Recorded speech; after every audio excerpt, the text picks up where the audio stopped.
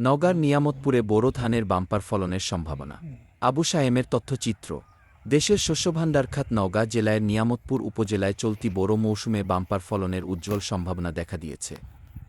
অনুকূল আবহাওয়া, পর্যাপ্ত সেচ সুবিধা এবং কৃষকদের নিবিড় পরিচর্যায় মাঠজুড়ে এখন পাকা ধানের সোনালি সমারোহ বিরাজ করছে। উপজেলার বিভিন্ন ইউনিয়নে ইতোমধ্যে ধান কাটা শুরু হয়েছে।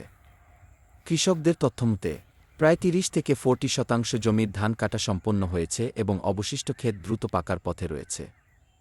দিনরাত পরিশ্রম করে কৃষকেরা ফসল ঘরে তুলতে ব্যস্ত সময় পার করছেন। স্থানীয় কৃষকেরা জানান, সময়মতো চারা রোপণ, উন্নত জাতের বীজ ব্যবহার, নিয়মিত সেচ ও সুষম সার প্রয়োগের ফলে এবছর ফলন সন্তোষজনক হয়েছে। পাশাপাশি রোগবালাই কম থাকায় উৎপাদনে বড় ধরনের কোনো ক্ষতি হয়নি।